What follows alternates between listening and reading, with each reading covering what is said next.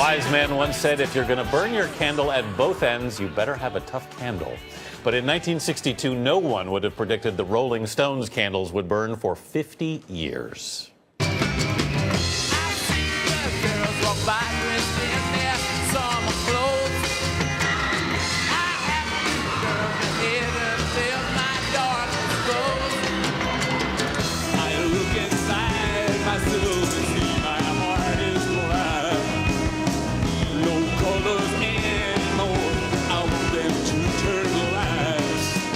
They're still rocking with a new greatest hits collection, an HBO documentary, and next weekend, the kickoff of their 50 and counting tour.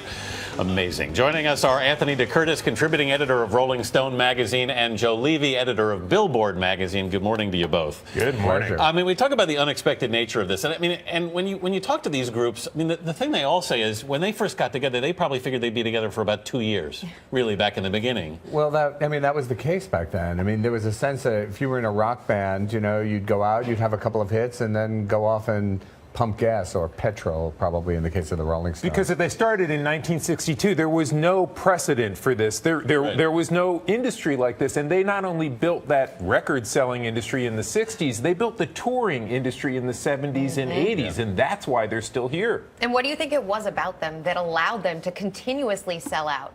Well, there are two different things. One is when they're selling those tickets on these tour dates at this point, there's two things. There's the artistic and there's the business part of it. And the artistic part is they've got 50 years of great songs. Yeah.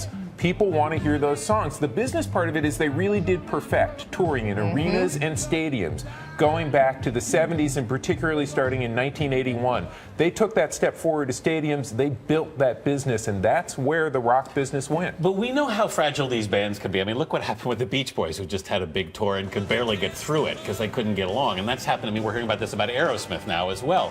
I mean, why do these guys stick together in the end, do you think? Well, you know, I mean, they're very pragmatic, finally. I mean, obviously, Mick Jagger and Keith Richards have feuded over the years.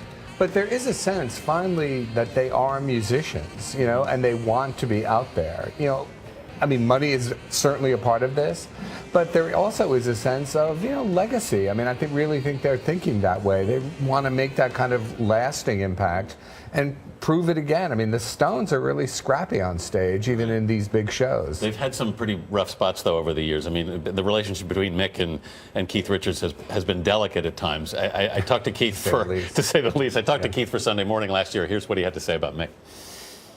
My job is to turn Mick on. If I can turn Mick on, then Mick can turn the world on.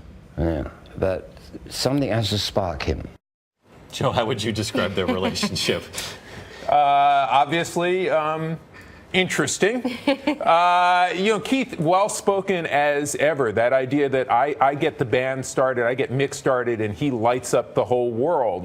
But their relationship is a difficult one. There's a certain amount of honor among thieves between the two of them. They've struggled together. They grew up together. Yeah. They've gone to jail for the same reasons. They've electrified the world. They've made a lot of money together.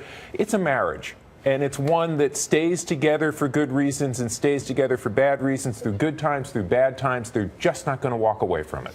You know, I interviewed the band just last week, and Mick and Keith seem to be getting along very well. I mean, despite the book? Yeah, well, despite the book. I mean, Jagger got over that. Keith apologized to him for it. You know, there was so much nastiness about it, and nastiness about Jagger in the book. Is it the love of performing that keeps them together?